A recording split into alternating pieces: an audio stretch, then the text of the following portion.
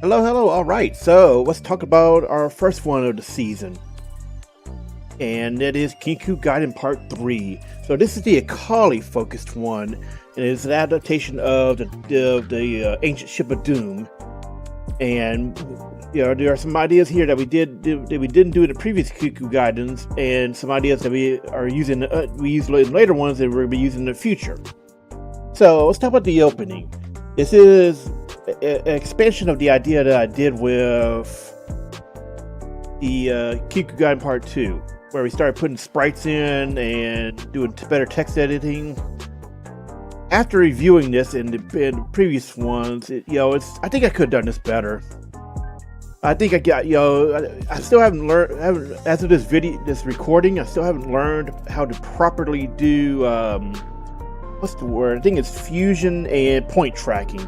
I've tried it, it's just like, it doesn't want to cooperate, and I'm not sure why. I feel like it's some kind of image issue, or there's something, a step I'm missing somewhere, even though I'm watching videos. So in the future, I may get this one better. I don't know. But this is one I've had trouble with, and eventually I'll get it. But for now, I'm using other solutions, like where we saw here, where we just had Akali stay in one spot, even though the camera, the background was panning. So yeah.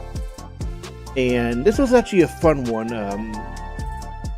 And here you can see we moved the title cards. Well, after you saw in Kinko Gaiden Part 2, we moved title cards to the act, and we added a animation sprite.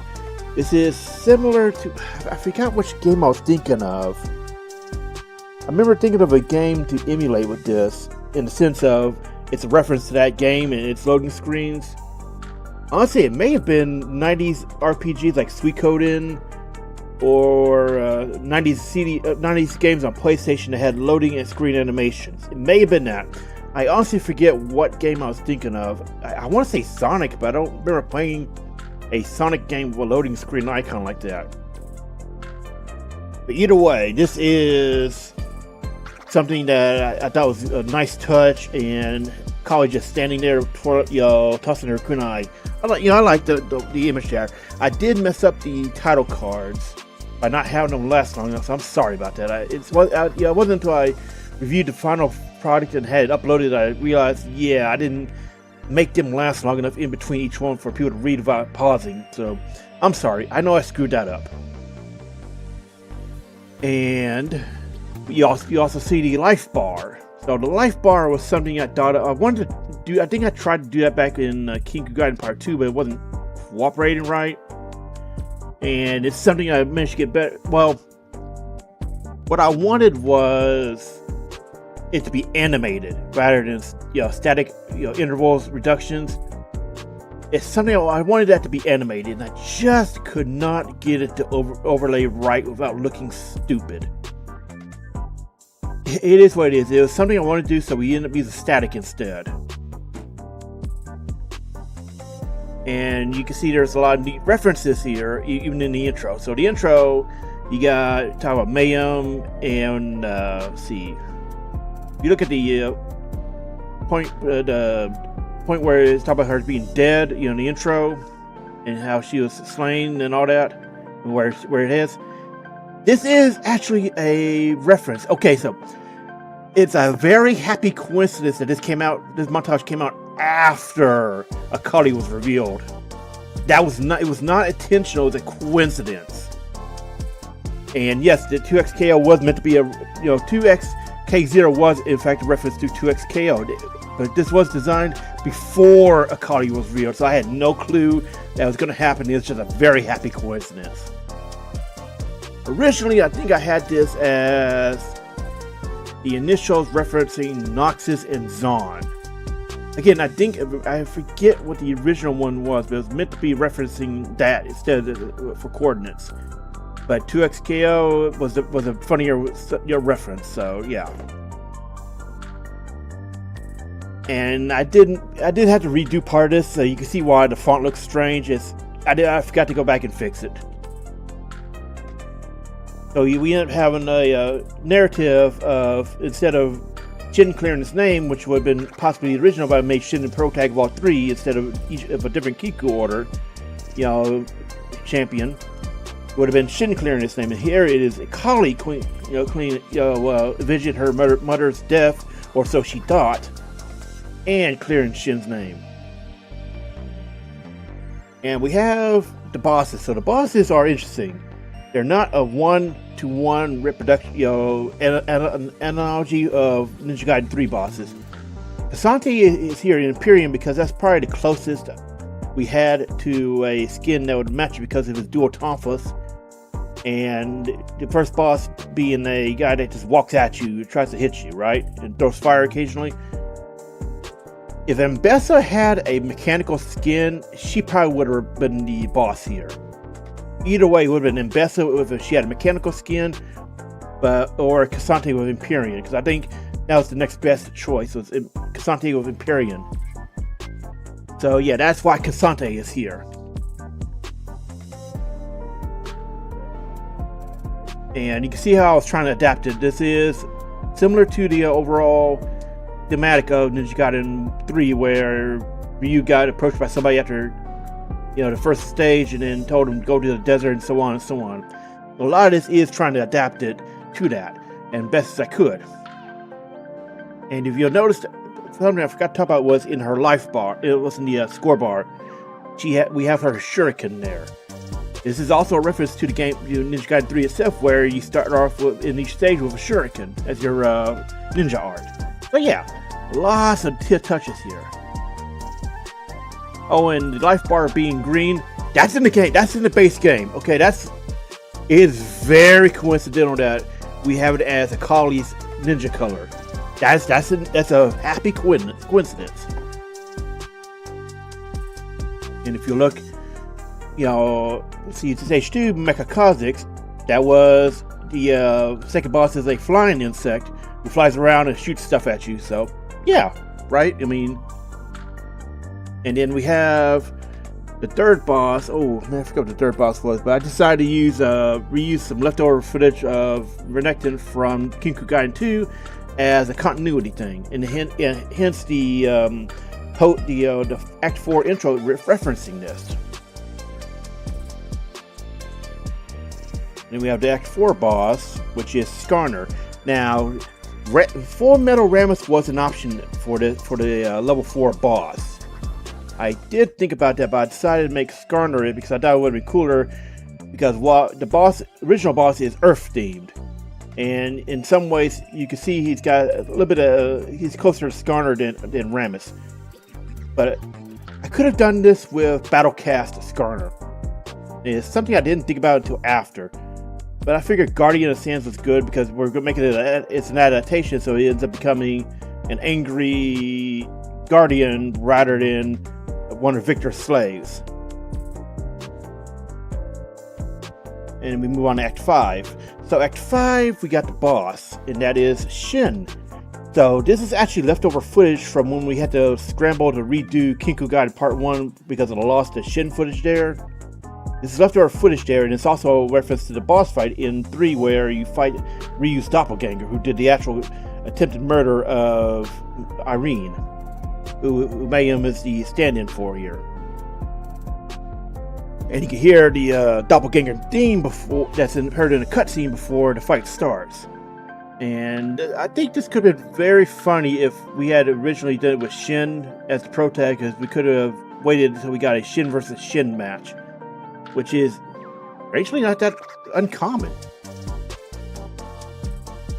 So we'll talk about the second boss. Well, not second, level 6 boss.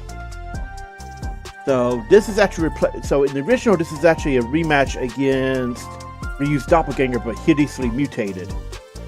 And at one point, Ninja Gaiden, the Kinko Gaiden 3, it would have been Singed and Victor as the boss, as the antagonist. So at one point, this would have been Singed as the fight, but I decided to go the path we saw there. So this ended up being Vel'Koz replacing the mutation, and Battlecast at that. So, and again, this is something we could have done better with the setup. So the slow 7 music. This is actually a Castlevania reference, because in some of the what was it, 90s, yeah, some of the '90s titles like the the Sharp X, 68000 one, which is the basis for Castlevania Chronicles on PlayStation. Oh, and Super Castlevania 4. Yes, yeah, because then they started doing special final level music. So like Bloodlines had theme of Simon, so did Castlevania Chronicles, and during the last battle of Super Castlevania 4, you hear Simon's theme. This is a reference to that. I thought it, instead of reusing music, we just put in Akali's theme and this real final stage vibes. And I did at one point want to do something different with the story here. I did not set it up correctly so that's why you randomly see Demacia being mentioned. I should have had some kind of wording in one of the previous chapters about multiple nations having an interest in the lab activities and then teaming up to take down, Victor. So this ends up closing out our first, montage of the season, which is, having Victor as the final boss, which is different from the previous two Kinku Gaidens, which had Cho'Gath as the final one. So yeah, that is that, and I think, this is actually a pretty good experiment in learning things and doing more. And you can see we also changed stuff around, like fixing the title bar, making it better, not so in your face. And there's a lot of stuff we learned that we applied in later ones. So we'll be talking about those later too. Okay, so let's talk about Diana. So remember what I said last in the retrospective for season 1? Diana was due a remake because I learned so much from between the dance party, which closed out the last season, and Diana, which started season 1. So I learned a lot, like how I wanted to do my standard format, what to do these, set up boss contexts and more. And as you can see, we did use a POV version of the Lady Maria, intro. And this is something I didn't play Bloodborne, and I don't have it in, meaning I can't just it's very hard to try to figure out how I want to provide context. Fortunately, when I was looking online to see if someone had solved this problem, I found this animation, and it's absolutely perfect for this. It gives you the POV, gives you everything. It's great, and it uses the exact audio. While the animation itself used the audio from the boss fight, boss cutscene intro, and I added in the voice lines that follow exactly after. And you can see this is something I was thinking about. I think I mentioned this back, during the last season. But this is, I found a generator for Dark Souls, life boss bars and all that. And this is the result of that. And you can see, the unfortunate generator doesn't show boss. I could not get it to show boss damage, whereas it would show, damage on Dark Souls 1 through 3, and I think even Elden Ring. I could not get it to show boss damage on the Bloodborne one. But what you're seeing here is, in fact, the Bloodborne life bar for a boss. And again, this is the remake, and hence is now fully thematic to Lady Maria using Darkwater's Diana. And again, if I could figure out how to, this is something else to talk about with the Kinku Gaiden. If I could figure out how to make the life bar more animated, we would have done it here. This is something I would have done here. Make it progressively go down as the montage goes on. So anyway, this is actually a pretty quick and easy one. It's a remake of Diana, and I thought it came out very nicely, especially considering we were trying new stuff. But yeah, that's not much to say there. Other than this is, whenever we visit the whole Leona versus Coven idea, we'll be using similar things here. Okay, so let's talk about Vi. Oh man, I learned a lot here. There's a lot of things you'll see here that show up in later montages, as well as expansion of previous ideas. So first off, the intro. This is meant to be a full-on rework of the Shatterhand intro. I wanted to have the title bar be modified to, be more in line with the original game, but I couldn't figure it out, so I decided to make this. This is actually, okay, this is not something anybody could easily get unless I said something. The title screen is a quasi Metal Gear reference. Because if you look at Metal Gear Solid 1, VR missions, and 2, you see exactly what I'm talking about. So this is a reference to the title bar logos of the close-ups of Snake and Raiden. Oh, and Gray Fox. This is what I was thinking of when I was thinking of that. So we end up using that as a start screen, and then we show how Vi got to this point. So in the original, it's kind of unclear. It was always unclear to me whether or not it was the protagonist losing his arms or using metal arms. So it was always unclear to me. I always thought it was him losing the arms, because in the manual he loses his arms due to interfering with a robot soldier, and he was defending some innocents, and his arms got messed up, so he ended up getting replaced, kind of like Jax in Mortal Kombat.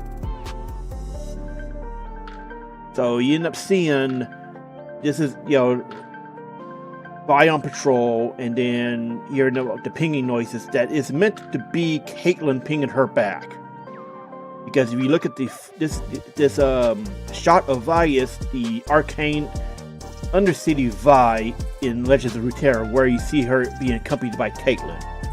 So this is a deep lore thing for Vi, because this is actually her Legends of Runeterra card. And I wasn't sure which Vi skin to use, but to kind of make it similar to Shatterhand, I opted for her least armored skin, and that was Arcane Undercity Vi. And honestly, I think it worked out pretty well, considering what the idea here is. And you can see the animation in the original, it's just still images with gunfire, VFX. Here we went for Jin ulting and Vi charging him. I should have put in a Vi charging noise to make it more clear. But you can see with the speed lines, which I could have done better. I could have done these better. I could have done these better. I didn't really think about it, but I should have made them larger and covered up more, since to make it a bit better with the angle. I wasn't thinking that at the time. Oh yeah, sorry. And you can see her charging, and basically the voice line after is her dying line in Legends of Runeterra. And I wanted to put in something from Caitlyn. I couldn't figure out which Caitlyn line in either the main game or Legends of Runeterra would have worked here. And you can see we did a little bit better job with the title cards. Again, we could have done these better, but okay, so I gotta point this out. Shatterhand does not have cutscenes, in the sense of they don't have anything between levels. It's just everything's in the manual, and you get a 5-second cutscene at the end when you clear the game. And this is actually, this is strange, because this is actually a rework of a Japanese game. We'll go into that in a few minutes. So the first boss, Darius. Okay, this is actually something I wasn't sure about, because I alternated between the first boss being Gangplank, first boss being Resistance, Jays, and ended up just settling on Darius, because I figured he fit the theme.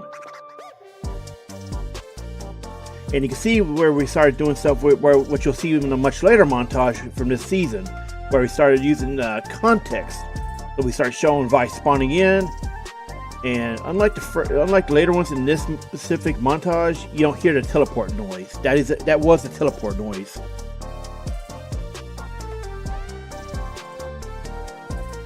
So let's talk about the mission select screen. Okay, so this game is an adaptation. Okay, I forgot. Let me get the name, because I remember the last part is Soul Brain.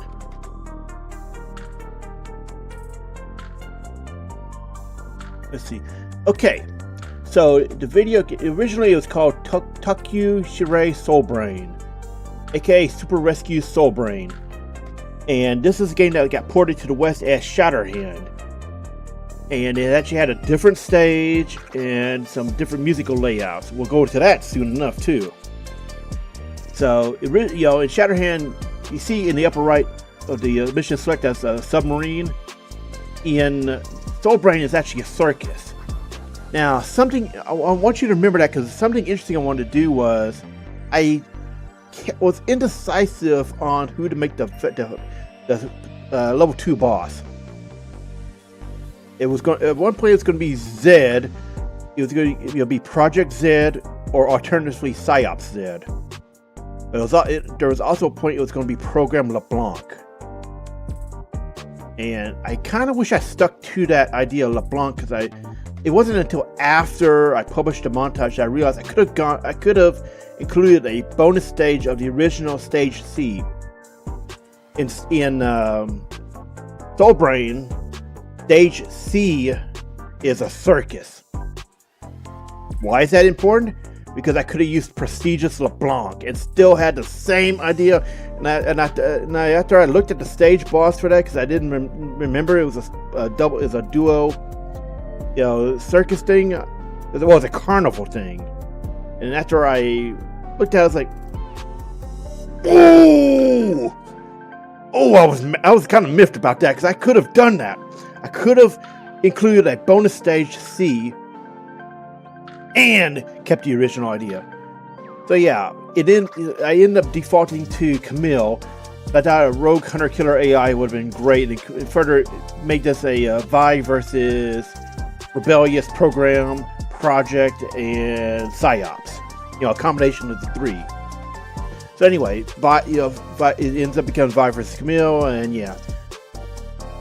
So stage 3, this ended up becoming Renata, because at this point I don't think we had put Renata in a montage yet at this point. And I thought it would be cool for Vi for the visual of Vi taking on Renata's goons and apprehending her. The lethal force not being authorized was I didn't make this correct, but I wanted to make it a strong implication that Renata bought immunity to being terminated. That she bought or had influenced to cause Project Central Command, the one giving Vi orders, to not permit Vi to use lethal force.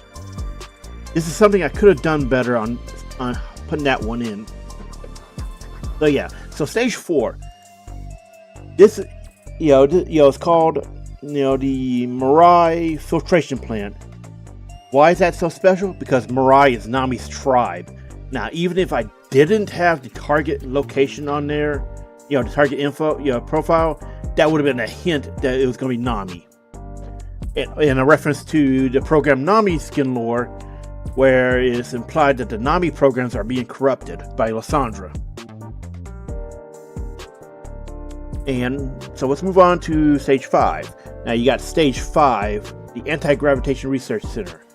This one could have gone many ways for the boss, but I thought putting in Sona was the best call. By apprehending a rogue, an escaped Sona. And hence, referring to her as Subject Songbird, because that's what she's called in Psyops lore. And then we have, stage 6, which is Piltover Under Siege. Now, I almost forgot, in the Soul Brain and Shatterhand, you can choose your stage order. So this is, you don't have to do it in this order, you can just do whatever.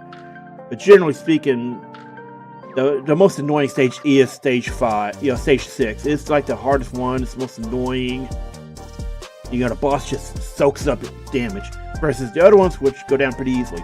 But I don't know if that's because usually I'm going for him last, or because he's actually designed to be a punching bag.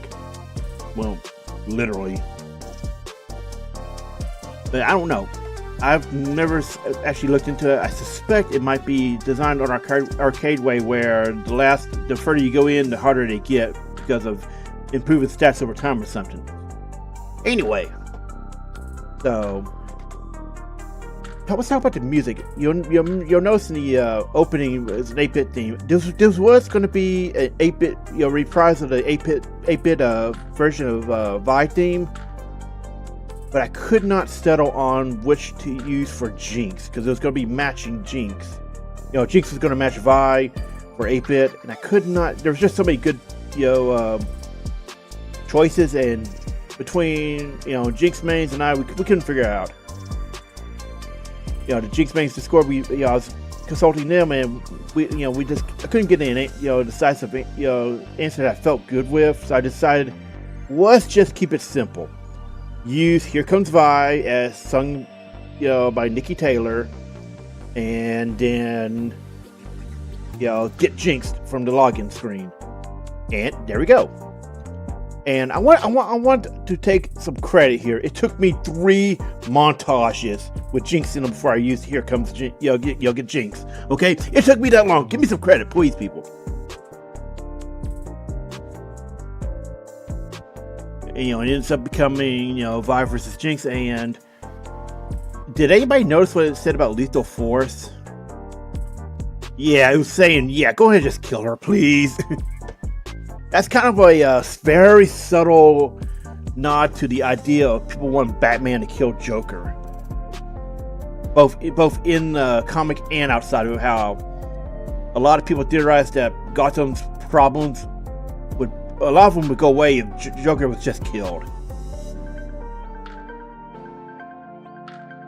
And we have the final segment, the Missile Command. I feel like I could have done this better. And something I wanted to do with the stage select was show them, as you advance in the game, when you clear a stage, you go back to that stage select, and it darkens the monitor. Makes it blank. I wanted to do that, but I felt like it may have been too much of a hassle. Especially since we were having trouble making sure everything was lined up correctly, like with what we're doing with Kinko Gaiden Life Bars. And so, final boss, Victor. So we reused the Steel Reason from the Ionia Invasion. This is something I think I talked about in a previous retrospective, that I'm okay with reusing music if it makes sense. I don't want to become lazy and just copy-paste the same music over and over and over. I feel like it's doing a disservice to viewers and yourself when you do that. You end up becoming lazy, so I don't like that. But I am absolutely okay with reusing music if it makes sense. It has to make sense. And here it does, because you get a guy trying to take over the world with mechanical creations, which is good, true to the music, because the music was used for the Guardian Empire, who prized, magic tech and all that over magic. And often that magic tech was mechanical creations. So something else. I almost forgot something else about this montage was. You should be able to easily tell. There were RoboCop inspiration, but that was Shatterhand itself adapting the stuff from Soulbrain. And I did consider using RoboCop from the Nintendo game, because there were some stuff I think I could have used. I just wasn't 100% sure how to implement it. Otherwise, it could have been a combined Shatterhand and RoboCop thing. Kind of like similar to what we did with the Christmas montage, where we did, Gunstar Heroes and Streets of Rage 3. It could have been similar to that. So yeah, that's it for the Via one. We'll talk about the next one in a moment. Alright, so let's talk about KDA. I've been wanting to talk about this one. So first off, let's talk about the intro. This is actually an intro there's multiple layers to this one. It's the intro of the second edition of Dance Party, which was KDA's. And it's in the recording studio, and it's got Zerfine's voice.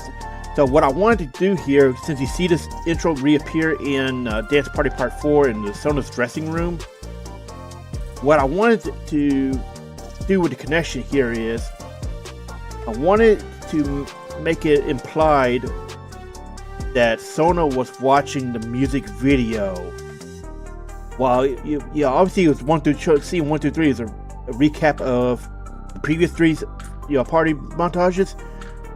But with this, it is actually Sona watching the KDA music video that we see here. And Seraphine is talking about doing it here.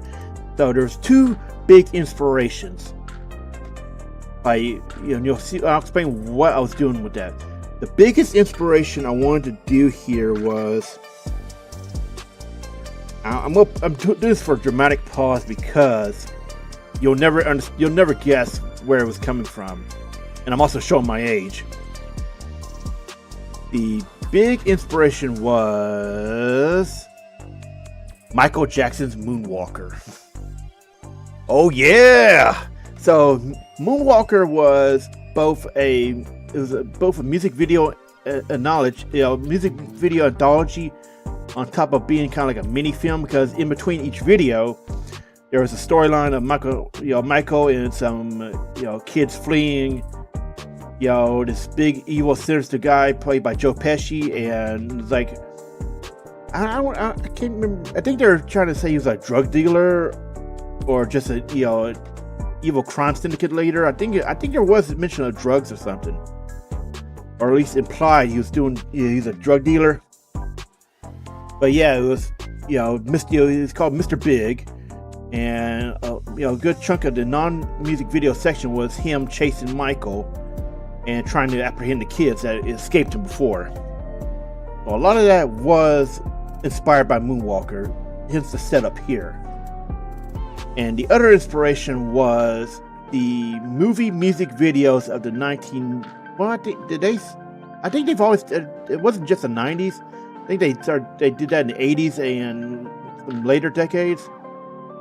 But more specifically, U2's Hold Me, Kiss Me, Thrill Me video from Batman Forever. Hence, we are doing something here that was inspired by that specific type of music video. And first off, we gotta talk about the other thing, the baddest. So, back during the development of Dance Party 4, I mentioned this in the retrospective. I wanted to do a section with baddest because at that point, the two of the chromas had come back out for re-release, so I had 3 of them. I was missing Akali's for a long time. As soon as the fucking chroma finally came out, back in March this year, 2026, I got it. And then I delivered on my promise, because I mentioned if the chroma ever came out, I would do a mini montage, and this is the genesis of that.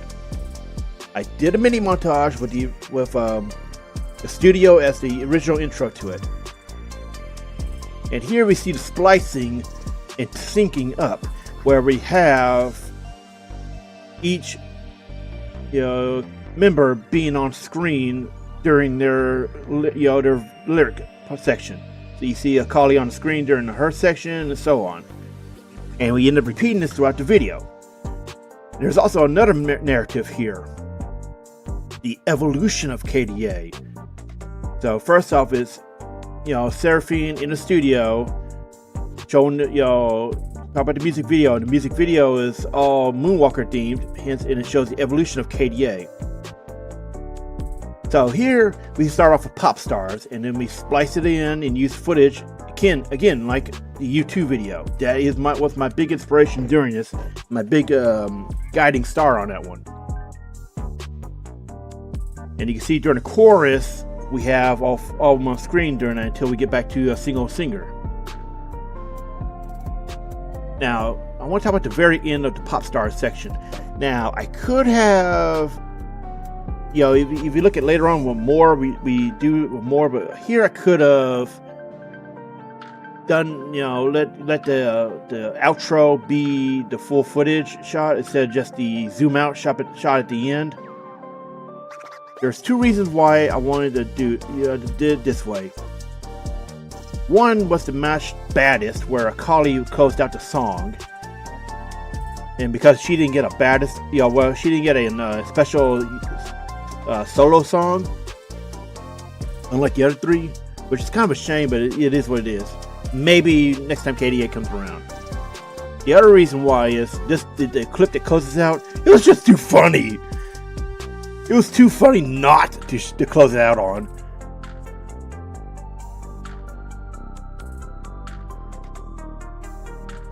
And you'll see at the very end, I die and I insta-kill the Orin. It was too funny not to end on that. Like, do you see that damage? 7,000. And you better believe that Orin was confused in all chat on that one. He was like, what the fuck? It was so funny, man. Anyway, so now we have the 3 conceptual songs. The original plan was doing these in real life release order. So it would have been Baddest, then More, and then the 3 image songs as they released. But as far as I can tell, it went Evelyn, then Kaisa, then Ari, as we see here in this. If I remember correctly. And there was something, I wanted to,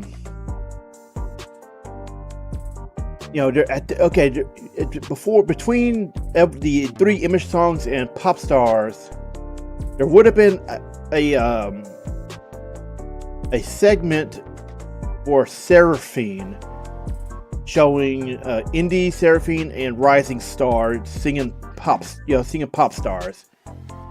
The reason it didn't materialize is I tried to contact Seraphine Main's Discord over that. Well, one of the members of the, one of the big, prominent Seraphine Mains I knew, and I couldn't get in touch with them. So it's unfortunate, but I will be using those ideas and such that I had in probably the Remix Rumble. It's a small spoiler. I think I want to incorporate these ideas into there, where we have a Pop Stars remix as sung by Seraphine's singer.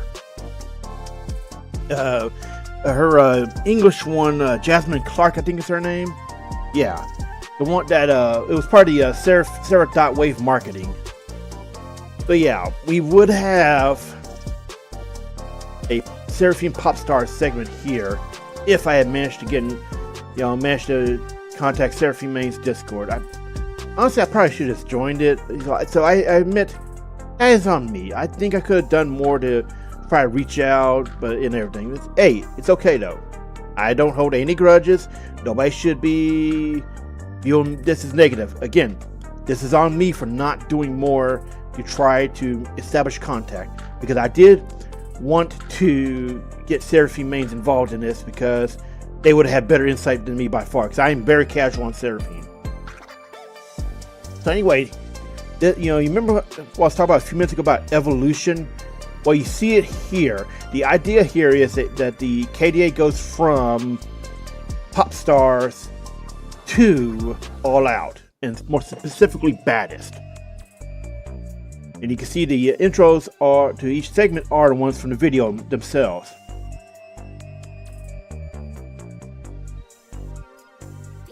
And I want to talk about the end of the Evelyn section real quick. I had some dead air.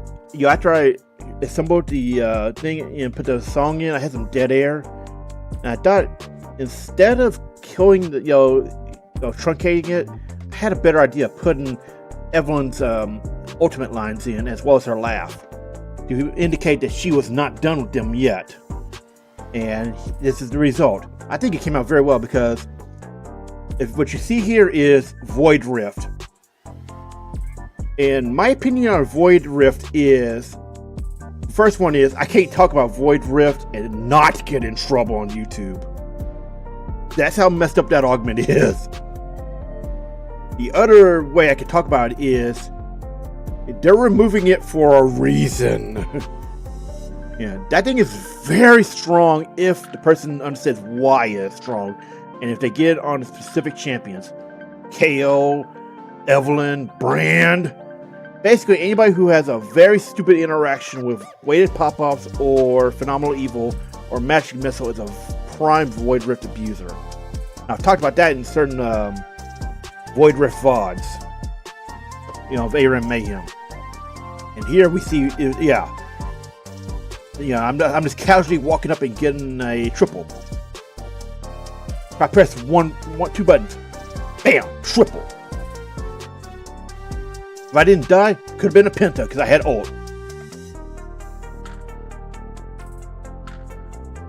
Okay, so let's talk about Kai'Sa's section. Okay, so Kai'Sa, what I wanted to do with the Kai'Sa and Evelyn is try to have equal time, equal split of footage airtime, but I messed this up. I just had much more to work with KDA, and honestly, it kind of felt appropriate because in the KDA lore, Kai'Sa is the big choreographer and all that, and she was a big part of the choreography for Pop Stars. So it kind of feels right to have Pop Stars being more dominant here. And we have Ahri. So Ahri is special because this is one that I was showing the progress. I was showing it in stages to Ahri Main's Discord. Ahri Main's got to see it before anybody else. And if you're in, I think I talked about this in the previous retro, but if you're in a Discord of a montage that I'm working on, like if you're in Vive Mains when I was doing Vive Montage, then you would have seen certain parts of it ahead of time. I consider it a little treat or being part of a community that you get to see stuff before others do. Now let's see. This was an interesting one because I had some really interesting ideas here, and you'll see it's the evolution of not only KDA Ahri, but starting from the origin of Popstar. Popstar is technically her very first one, and then KDA was the big reinvention, and the one that just blew up, and remains one of the most popular versions. But yeah, this is meant to be Ahri's evolution from Popstar to KDA to All Out, and it is almost perfectly timed to where the skin shifts to "I'll show you" as the chorus. And yeah, I thought it came out very nicely based on what I was planning. And at the very end, we have the outro.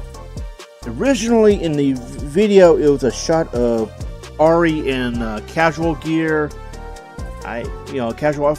I want to say it was a high school outfit because it kind of reminds me of those high school uniforms you see a lot in Asian media. But here, I opted for something much more appropriate for a League gameplay montage. The original season, the original Ahri Splash from season 1.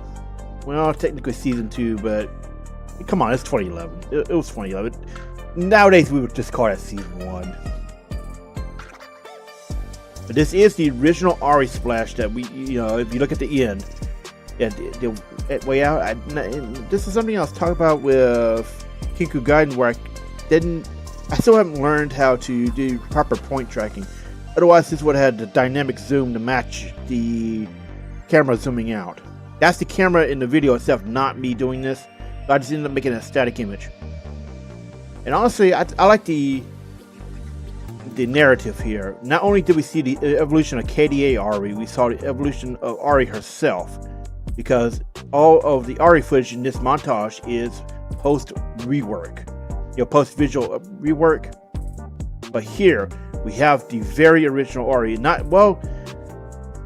I did briefly think of the very first Ahri from the sneak peek, where she didn't have fox ears, and her dress was where her tails came from, rather than actually being a nine-tailed fox. Look! We don't talk about that. Just like we don't talk about the original Lux image. Oof! We don't talk about that, Lux. So yeah.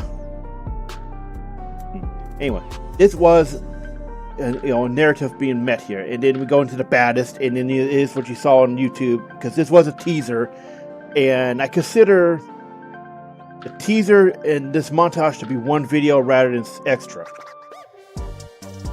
So it's something, and this is kind of a spin-off of the DJ Sona Dance Party. Now, I don't know if I wanted to do this for True Damage and Heartsteel. For Heartsteel, I don't have all the Heartsteel skins, so I can't do it for them. I do have all True Damage. And honestly, the whole splicing and what we see here in the baddest was actually, it comes in near the end of it, but it's actually the first, one of the first segment I completed where I was really understanding how to do proper syncing. And I'm not sure I want to do True Damage. It's not a problem because I have them all, and I should already have all of the footage required for it, especially at Echo. I just don't know if I want to do it. It is not a matter of do I have the material, it's a matter of do I have the motivation.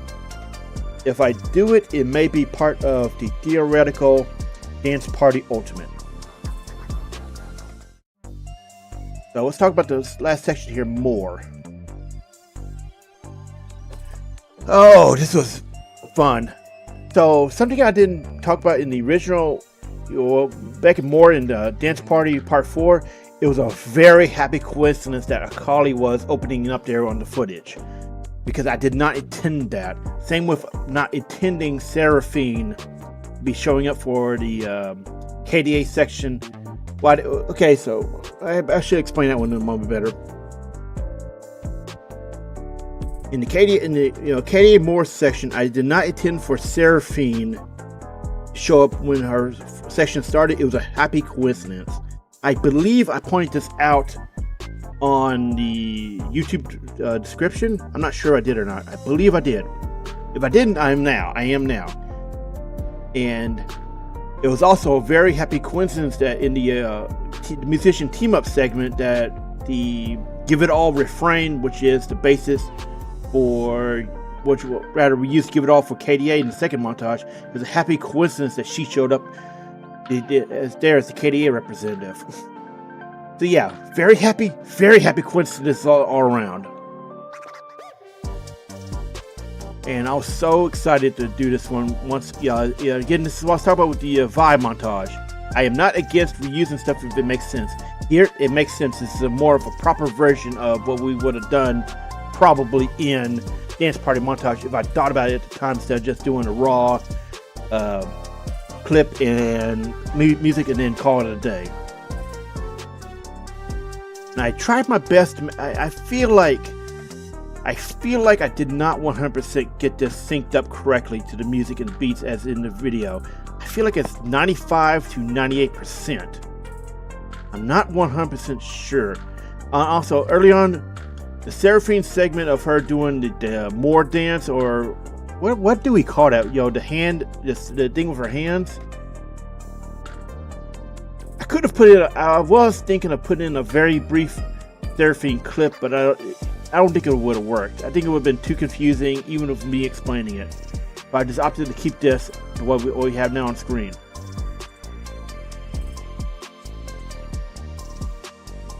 And I liked using the footage here because it's did it pretty well.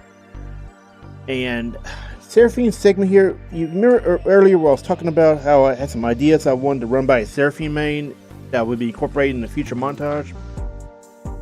I wanted to try doing the skin evolution here. This would have been much more impactful if I had did the Seraphine remix. Pop stars after KDAs, because we would have seen Indie and we would have seen Rising Star. This is like a much. It's not just it's more, so it's Superstar, and you're not wrong on that. But at the same time, I could have made this much more impactful of an evolution thing. So yeah, it's on me. And then you see we close it out with the closing chorus. So yeah, there's a lot of things that done here that we explored. I really liked doing. But anyway, let's move on to the next. Okay. Oh boy. Ooh. Star Guardians. Okay, so you'll remember We talked about potential Star Guardian montages back during, the What's Next of the last session, session, but season. This is the result of it. This is originally going to be an MF montage, and I decided to expand it into Star Guardians, mostly Pajama Guardians, and then I expanded it again into Burning Bright and Pajama Guardians. So this is a lot of this is converted. Little Nemo is it's obscure right now, but it's one of those fondly remembered games because it was an action platform based off a then popular movie, but also made by Capcom, who was doing Mega Man at the time, and also known for being fucking hard. Like everything does 1 damage, and you have instant kill spikes, instant kill pits, and there's a lot of just straight up bullshit in there. Anyway, so here we start off with a cutscene. This is something that I thought about. It's something I should have done during the Kiku Gaiden trilogy, but I didn't think I could do it properly. It wasn't until long after we had done the Akali one that I thought, yeah, I could have done that. So here we see cutscenes better explain the story, and this is something I'm going to be doing more because I liked doing this once I understood the process I wanted to do and how simple it was and all that. Not every single game will have cutscenes like this. I will say that. Not every single game is going to have cutscenes because not everything is workable. Anyway, I like the dialogue here in the opening with MF and Vex. MF's first line, that's a Family Guy reference. To, Quagmire says something messed up, and then Peter says, who the fuck starts a conversation like that? I just sat down. That's what this is. It's a reference to that meme. And I like Vex's dialogue here. He doesn't really give a shit. He's just doing what she was asked, and just like get out there already. So MF telling Jenna to get the airship. That's a reference to Jenna's original lore, where she piloted Zeppelins for Piltover, and she was a defector from Zon rather than a Zonite air spirit. That's the very original Jenna lore being referenced. And that's kind of a deep dive, I know. That's deep. You've got to pay attention. I'm not trying to be mean or anything. It's just more like, if you're paying attention, I throw in a lot of subtle references to other stuff in League lore or fandoms. There's a lot of references I will throw in, but you need to be looking for them, or wait for me to tell you. Either way, really.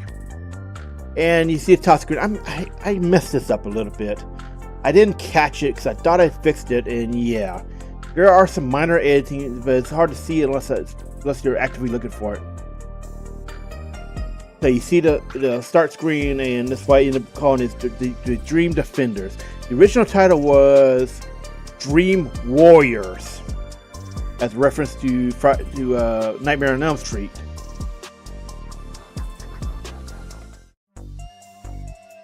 That would have been Nightmare on Elm Street 3, The Dream Warriors. And then I decided, no, I don't want any heat from New Line Cinema. Then again, they're kind of busy with Behavior Interactive for certain reasons. Look, I didn't think I'd be making a reference to the fact that we're finally getting fucking Jason in Dead by Daylight. Voorhees is finally there, and yeah, but that's something else. Honestly, I might just have to start playing again, just so I can do Jason memes. Anyway, back to here. So you see stage 1. Okay, oh my god. So you see this is a continuation of what we were doing with Vi, where we show the stages, the opening areas of the stage as context. Poppy being here is a last minute change. This was originally going to be Misfortune. I kept arguing with myself, and I said, let's go, Burning Bright. Burning Bright plus Pajama Guardians as a strike team. So Poppy ended up being. If this was originally going to be Bandlewood City Forest, but I wasn't sure if I could have conveyed that this is all not the real locations, but named after the stuff in Star Guardian and League lore.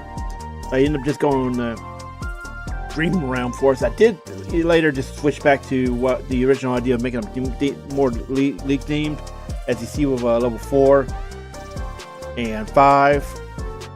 But you get the idea. This is all dream, right? It's not the actual locations inside the montage lore. It's just dream versions of them. So anyway, Poppy becomes the first one, and you can see a very funny clip. Funny clip that we posted up to YouTube of where we just. I'm gonna be honest. This is not meant to be sound mean or anything, but we kind of dog walked that Cassante. Like, I don't know what the hell happened there. He just took 2 pillars, and it's like, where the fuck did your life bar go, buddy?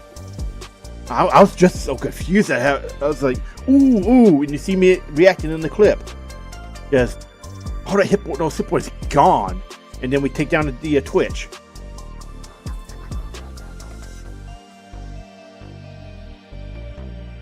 And then you see we have Soraka in the flower. This is originally called a flower garden. I think did I put in the time? Let me check the timestamps because I can pull it up. I believe I put. I know in the description it has the stage music the sounds. Listings. Let's see. Yes. So the stage music has the original name, but the timestamps have the adapted name. Okay, so yeah, Soraka in the flower garden, Lulu in the toy house. Then you have MF again for the Night Sea. Jinx inside Crown Guard Manor. This could have also been Ezreal. And then we could have had Jinx. We could have had Ezreal and Jinx swap places. I think it would have made it would not have made it would have made better sense to have Ezreal inside Crown Guard Manor, and then Jinx in the crazy version of it. I should have done that. I wasn't thinking that specific line of thought. It's one of those, damn, that was a good idea. Once you realize after you've done it. So yeah, okay. Now the Janna section, Cloud, inside the Sky Ruins. I gotta talk about the clip near the end of the 3v3 with Ziggs and Sona versus the Tristana, Kled, and Nami. You know how I was talking about dog walking the Cassante? Yeah, that Tristana got this has a funny story with it. And I have no problem talking about this. I usually don't talk about this kind of thing. But Tristana got so mad in all chat, he got chat restricted. He actually got hit by mute. Oh wait, no. Somebody else got muted in a different section. This Tristana got so mad, he started throwing out slurs that they get caught by the filter. And then after, after the match, I saw the pop. When I hit the report, I saw the pop-up notification. Like, he was furious. He was furious after this play. It was hilarious. He was just so damn mad.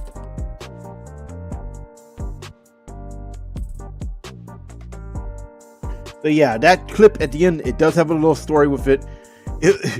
So yeah, you get to enjoy a crazy Janna round, and knowing the fact that guy got so mad, he copped a chat restriction after the game. So yeah, stage 7 again. We probably could have put Jinx here. It would have made more sense because upside down, Jinx's craziness, and also I'm actually kind of miffed about this one in terms of, if you see our Hasso Toby Ezreal vid, I accidentally lost the footage of that. There were some funny moments from that game that were meant to be in this one, but I don't know what happened. I think I accidentally deleted the footage when I was cleaning out some of the prototype footage, the set stages and such. I must have gotten it mixed up. And and then I tried to re-download the video, and it was like, it wasn't giving me the frame rate, it was giving me weird errors and such. And I think something screwy was going on from between downloading it off YouTube and hitting, I don't know. It was acting weird in DaVinci Resolve. So I just ended up playing more games until I got something I could work with. So yeah, this would have originally been that very funny Sotobi Ezreal game where we saw 2,000 damage firebrand ticks. It is what it is. And here we have the cutscene. So, when I was developing Lilia's role in this as the Dream Realm Guardian, I consulted Lilia mains. And they leaned towards, I told them I wanted to use either, I wasn't sure what skin to use. I was looking at using Petals of Spring Lily because it's such a beautiful skin.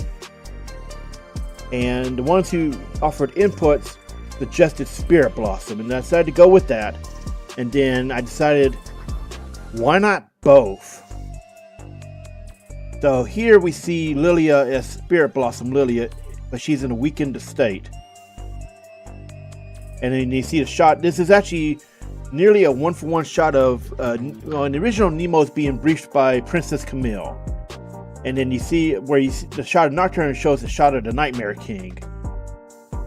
And this is actually a pretty faithful shot of it, although it is truncated because the cutscene in the original runs longer.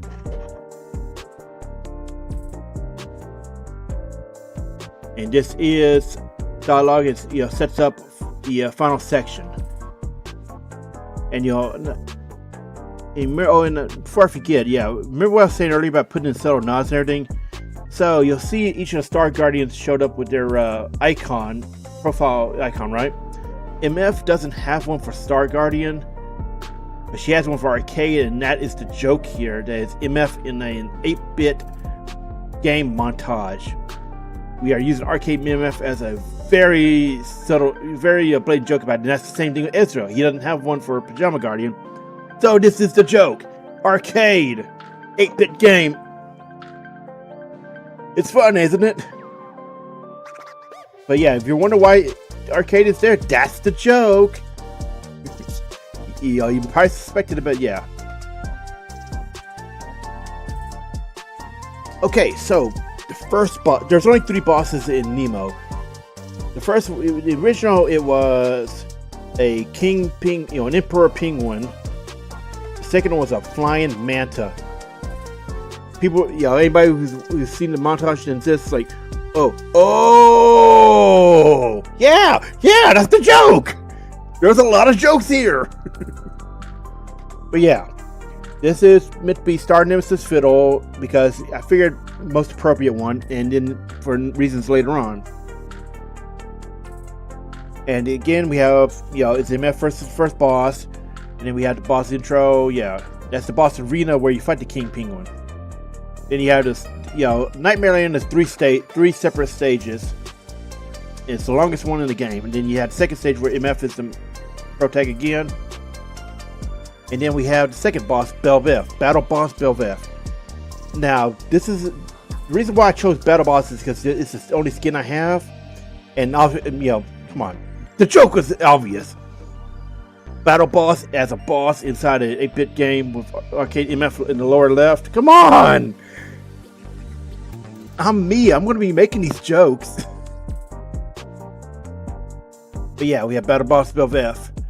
And you'll notice the crazy AP. This is the Master of Duality game, and that game got really nuts at one point. I was able to get 3,000 AP almost. And I found out that her Duskblade has a weird interaction with her E. And I think it was her W and her Q. No, and I don't think her Q does damage, but I know her W is full AP, so like 100% AP. So if you end up doing AP Belveth with Duality, you could do a shitload of damage. And I was like, there were some moments like, what the hell was that? and then plus her ult is a AOE AP damage, AP ratio true damage nuke. So AP Belvet can do some very, very, very stupid things if you're allowed to do it. Anyway, that's my tangent there. So anyway, and then we had the final section of the Land of Nightmares, which is Lux, meaning Lux finally takes the stage.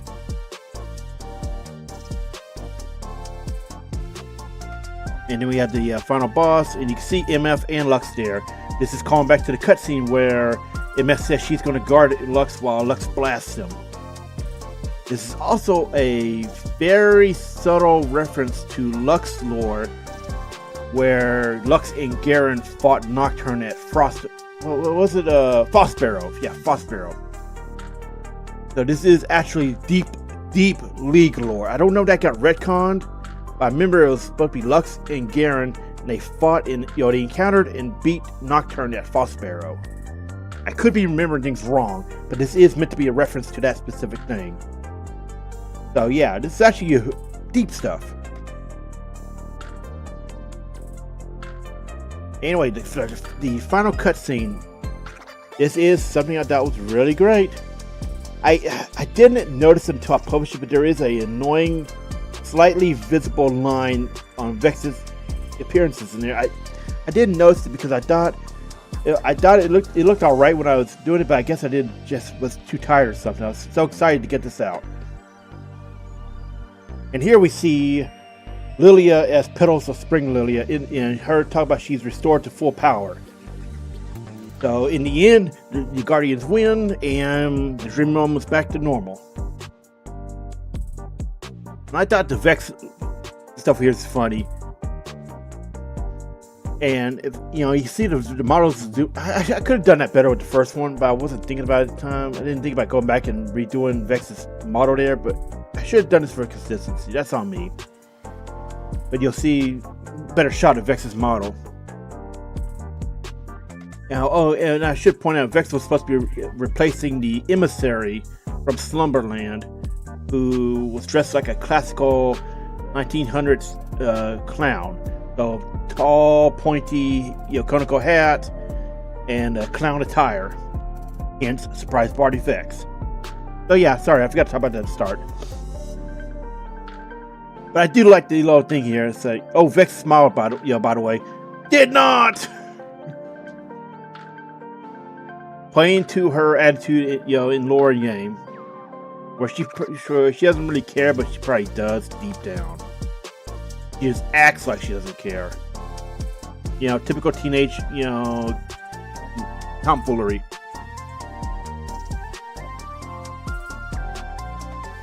And you can see with the ending dialogue that, she's talking about, Lilia says, we'll go to the toy factory. You can ride the trains. And she's like, promise. Meaning, yeah, she's probably not as angsty as she seems. It's a phase. So let's talk about the Stinger. Oh boy, I wanted to talk about this. The astute, without checking the credits, would have noticed the hint about what was to come. I think I could have done this a little bit spacing a little bit better. It's Morgana having a conversation with her master. And yes, going by the fact that Star Guardian, yeah, you could have easily tell it was going to be Star Nemesis Morgana. And I had different dialogue for this section. There was different dialogue. I forgot to save it because I had in a file and didn't save it. Then there was a power outage because of a storm, and yeah, had to redo the dialogue entirely. So this is actually a bit different dialogue than what I had before. And this is my attempt at trying to better link montages. The Stinger here, I'll tell you right now, this is going into a future montage. This is absolutely a setup to make this a lore connected montage to another one. And instead of these being standalone, the dance parties were all their own universe, right? And most of the other ones are all their own universe. They don't interact with any other ones. This, however, is meant to be setting up for something else I'm planning for Season 3. And you'll know it when you see it. And the inspiration for this was Metal Gear Solid post-credits. Hence, the stinger noise at the end, of the mash sound.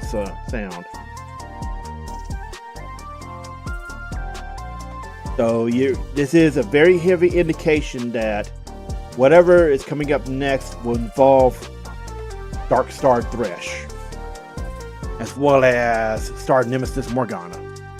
So please look forward to that. I think you will be very interested in seeing what I do, because I'm very excited at the idea.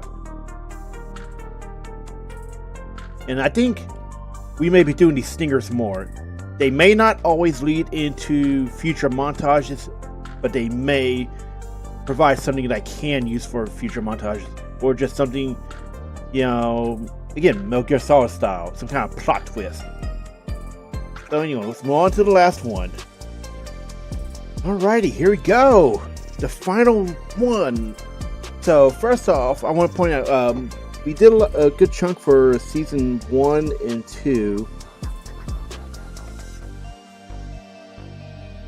Wait, yeah, Season 1 and 2. But we didn't really do much, I wasn't sure how many I want to put into each season, because these do actually take a good chunk of time, and plus, play a lot of games to get what you want for material, and then you got to edit, after you get your format and all that. So, as of this recording, the current planned season amount will be 6 videos, including a ranked montage. I should clarify what I mean by ranked. The theme here was the competitive skins, so championship and victorious. AKA skin, the victorious you get for playing a certain amount of, you winning. Well, now you get it for winning a certain amount of ranked games. So it is a ranked skin montage. And that's what we're going to be doing here, including, it's going to be 5 non-ranked and then 1 ranked. Because I wanted to make a more uniform amount of videos per season. And since there are, let's see, I've got the Victorious skin for every season except current, because I haven't qualified yet for Ringard as of this recording. And I don't have Jarvan or Janna. Anyway, so each season will now be will be until we've gotten all of season 16. Will be closed out by a ranked montage of 4 seasons per montage. It's an even amount, and it shouldn't be too much of a problem. Anyway, let's talk about what we did here. So the prelude. This is actually a nod to the origins of MOBAs. So talk about Land Far Away, where men plied their craft of work making. That's a reference to Warcraft 3 and the Defense of the Ancients mod. And we ended up, talk about how Dota 1 eventually ended, the Institute War, which is where League's original lore was based around, and how they were meant to stop needless warring. And then we end up having the big League of Legends logo. The original one. This is the original logo. You see a lot of my thumbnails and such. But this is the original logo, and it's a high quality logo. This is a logo that we saw for... When did they do the rework of it? I think it was like 2018? 2020? I don't remember. It's kind of recent, so to speak. But yeah, this is the original old school logo. So you might wonder, why is Kale here? Well, first off, did you notice the timestamps? The timestamps referenced their champion's original lore. So you see Kale here, instead of her being referred to as the righteous and punishing the wicked, here she is the adjudicator and judging those who want to join the league. That's the lore reference. Same with Morgana later on, being referred to as the fallen angel rather than just the fallen. And Elise, Shadow House, yeah. So we'll talk about that in a moment. But here, this is Judgment Kale, given to anybody who played 10 match-made games throughout Season 1 before the cutoff. She is a stand-in for Victorious Jarvan. Season 1, we did not have a championship skin. That started in Season 2. More on that in a moment. But we did have a Victorious skin. The very first one was Jarvan. So anybody who placed gold or higher, and I didn't play ranked very much in Season 1. I think I played like 20 games or something in like sub-bronze.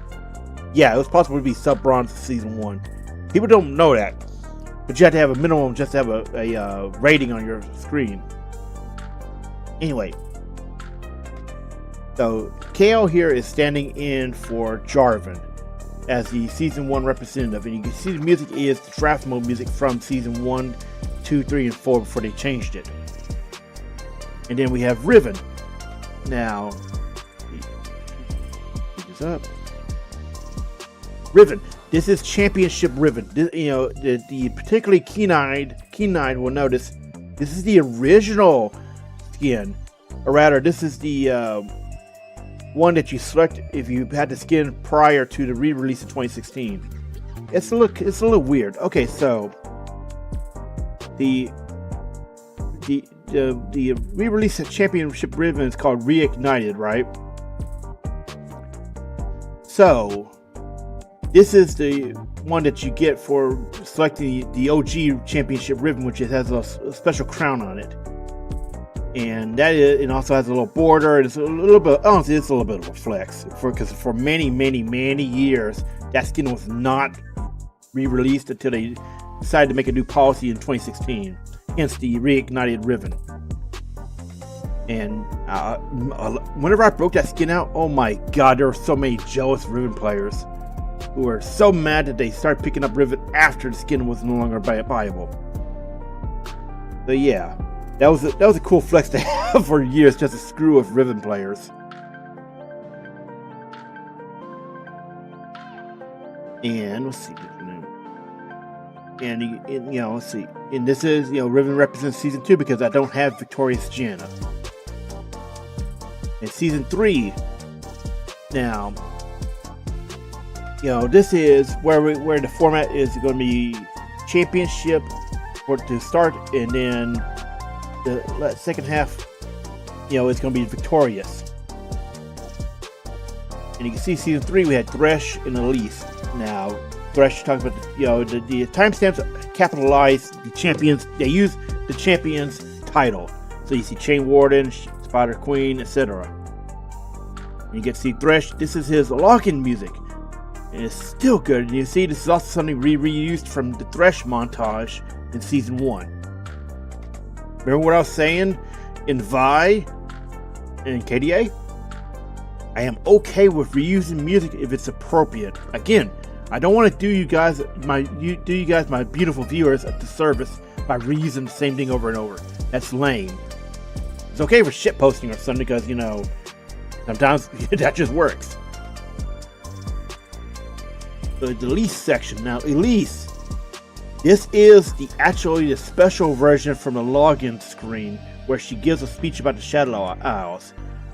In her original lore, she was not a Noxian noblewoman. She was just somebody who went to the Shadow Isles and pledged herself to Vile Maw. And she goes into a speech about her experiences here, and she finishes it by talking about taking people to a better place while in spider form. It hits that voice shift. And Season 4. So I kind of wish I had managed to do this with the, if I had thought about it sooner, I could have gotten footage before Shyvana rework. So despite the fact that we're seeing on screen rework Shyvana and hearing the Shyvana theme, this is meant to be narrative-wise the original Shyvana. So season 1 Shyvana. It is what it is.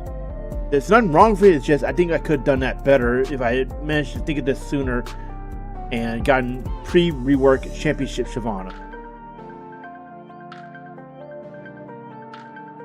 And Morgana's section. Now Morgana was one I wasn't sure about at first, in the sense of I didn't know what I wanted to do for the music section. And then I decided World's Anthem. So unless there are exceptional circumstances, you can expect the victorious skin of the last. Well, once you hit season 12, we're gonna be doing multiple ones. So yeah, but the last victorious skin in a montage set will have the World's Anthem. Here we see the World's Anthem for 2014, which was Warriors. But Morgana is here set to Warriors.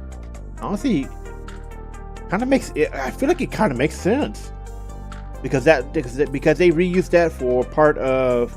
Well, rather, they reused that for a season cinematic, and significant sections of it had Demacia and the Silas versus Garen, Lux, and Galio segment, right? So it kind of is an unintentional reference to that because Morgana's reworked lore has her being Demacia. But yeah, there's a lot of unintentional stuff I've done in these montages. But yeah, there's actually not that much to say here. For ranked, it's going to be much more simple clip, edit, attach the music, and do like we did here. This for ranked, it's going to be that. But for other ones like the Star Guardians or Vi, there's probably going to be more effort put in. But yeah, that's honestly that's it for the ranked. Each one will be 4 piece. So each one will be 4 seasons. So we did 1 to 4. Next will be 5 through 8, then 9 to 12, and yeah. And I have no idea when we're gonna get to that. So it also gets depending on how fast we do these, montages and more. Probably won't be until next year when we see the 2016. Not 2016, 2026 skins. Hell, we might even be, by the time we get to 2020, that part, we might be 2028 or 2029. Who knows? Hey, we might not even have League by then. It is also possible that after we hit the season 16 ones, we just stop because it's a nice number to end on. And who knows? I may not even be playing League anymore at that point. I don't want to make any promises other than try to make sure we have the Victorious Rengar and then whatever the third Victorious skin is. So yeah, that's pretty much it for the ranked. So let's talk about what's next. Alrighty, so let's talk about what's next. Alright, so we have the list pulled up here. We are redoing Kinko Gaiden, the trilogy. Kinko Gaiden 1 is getting a full-on remake because I can do a lot more based on what I've learned from Kinko Gaiden 2 and 3, as well as Star Guardians and Vi. All 3 are getting cutscenes added. 2 and 3 are just getting the cutscenes, but redoing the title cards, possibly the life bars as well to be more uniform. Otherwise they're keeping the same gameplay footage. I don't know if I want to do the animated life bars that I was talking about in the Akali section. I may. The operative word is may. It depends on whether or not it is a pain in the ass. That was the big hang up with the trying to do that for Akali, is that it ended up becoming a goddamn hassle. Otherwise, yes.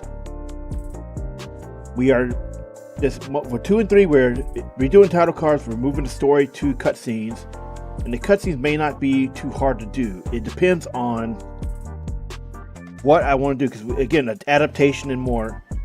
And with a 2, we may see Xinjiao put back in. He was adapted out, but I don't know what I'll do.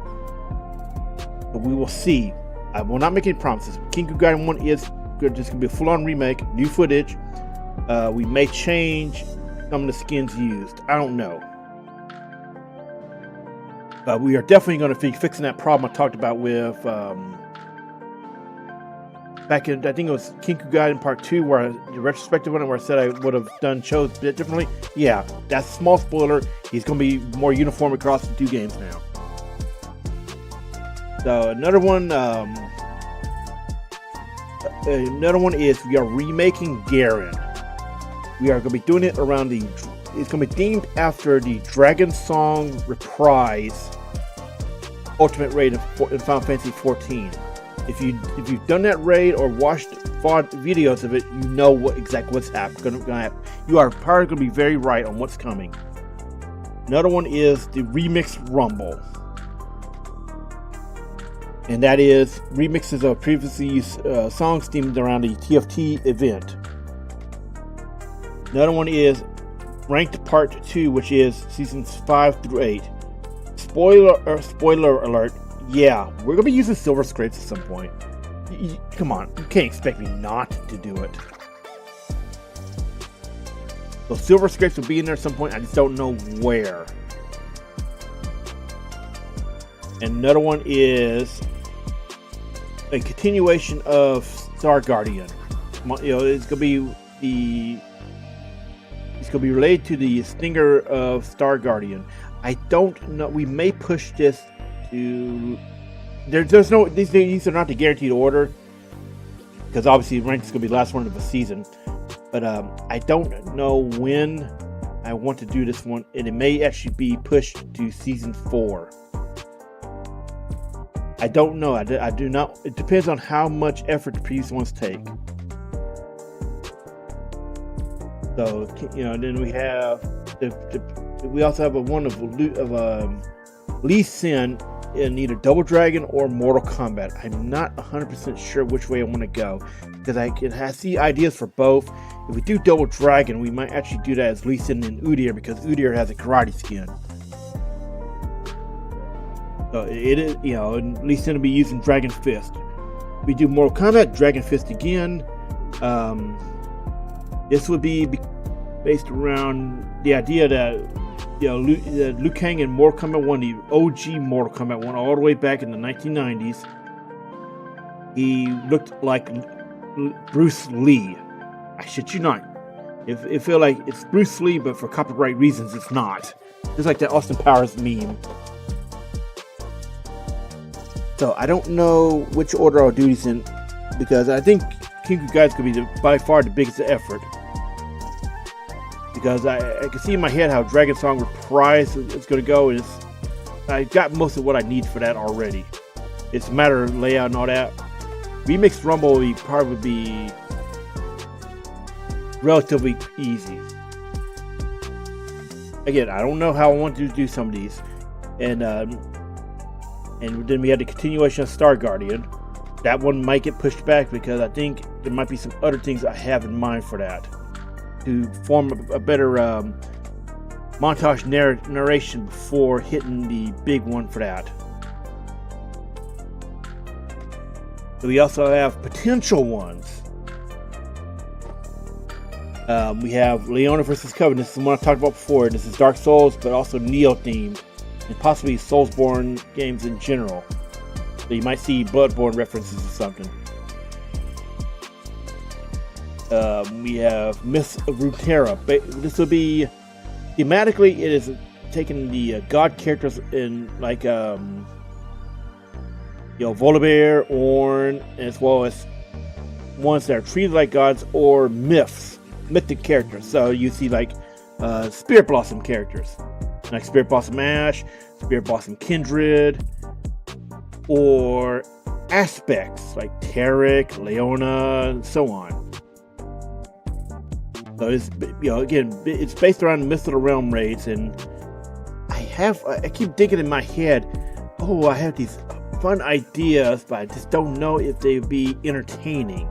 And plus the adaptation of the storyline, since it's an alliance raid, but you only run the duties as an alliance rather than most of it, you do all the running around single. It's an MMO. It's complicated. So we also have potential ones here that I'm not 100% sure on.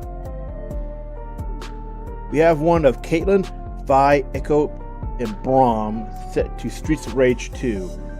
If you've played that game, you know exactly who there are two people that could be the antagonists, and you'd be right on either one. And a lot of what holds up some of these montage ideas is how can I make the editing look decent, right?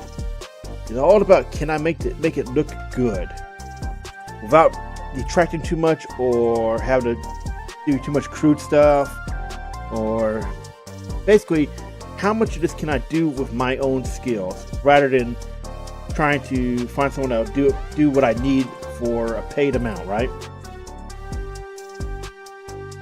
Another one is Caitlyn and Vi set to Virtual Cop or Lethal Forces. I'm not sold on this one. I just don't feel like Virtual Cop might work, but I don't know. Alternative for Caitlyn is Silent Scope. Again, this is one that might work, but I don't know if I can make the editing work. It is a potential one. Another one is honestly one that I think I want to move to guaranteed if I get more of the skins. It is Soul Fighter set to the Arcadian raids. Dude, this would be I will admit right now, this is like one of the biggest shit posting potential ever. You have Arcadian set to Soul Fighter. After all of our arena VODs, after all the dance party montages, incorporating it. And if you look at my raid VODs for Arcadian, it is called Set Goes to Eorzea. And I think if I don't make him the match 11 boss, it is a set pro-tag montage. That is just a thought right now. Because if you look at the match 11 music, that's set music, man. That is absolutely set music. But again, this is all tentative. I am not 100% sure what I want to do here. But it is possible that we get Soul Fighter Arcadian.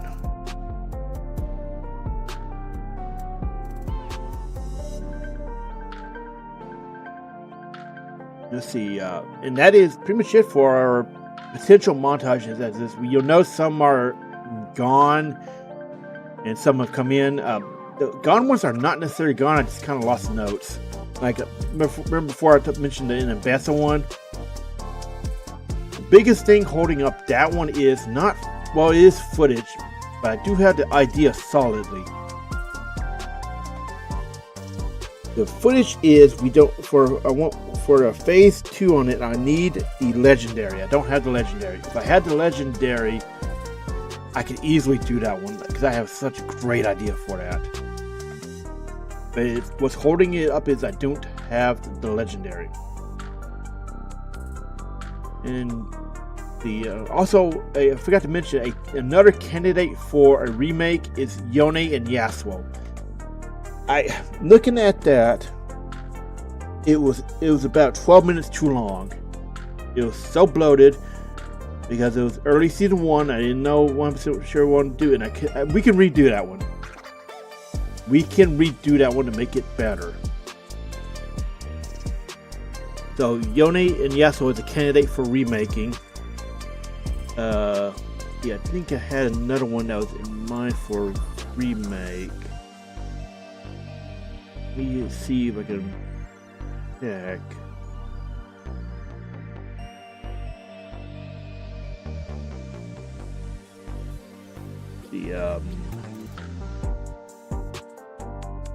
I would say that Leona technically is qualified for a remake. However, I would actually say the theoretical Leona versus Covenant Blood Moon is a remake. If I said, oh, let's remake Leona. No, that would probably be more of a remake there. But otherwise, it is Yasuo and Yone are candidates for remake. And Garen is obviously going to be remade.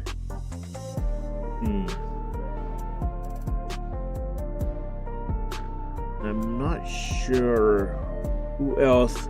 Going by what we've published, I don't really think right now that anybody else needs a serious remake to better meet our quality standards. Because, well, actually, we remade Diana. So yeah, that's done. Garen's getting remade.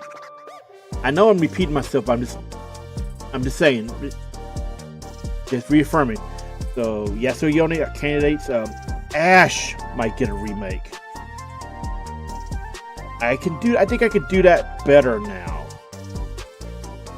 because of what we were saying before about. Plus, I have better ideas on how to do cutscenes and editing.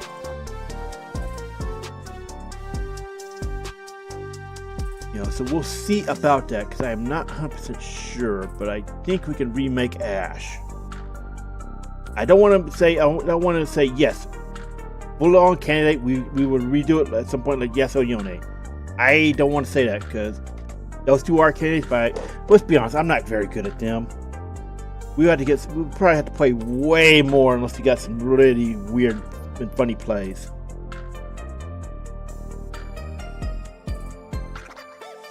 But I don't think anybody else is a candidate right now. Honestly, I'm not sure. Again, I'm looking over our list and I can't remember.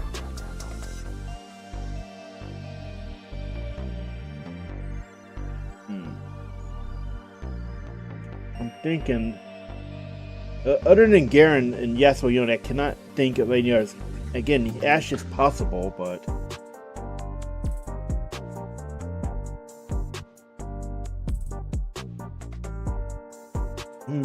actually, thinking about it,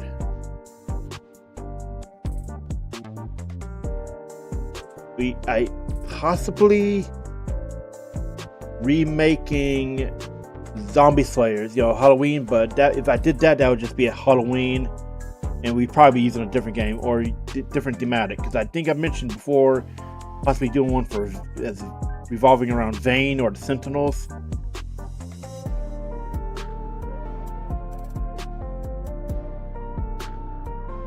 I'm not sure, but either way, Garen, guaranteed remake, no pun intended.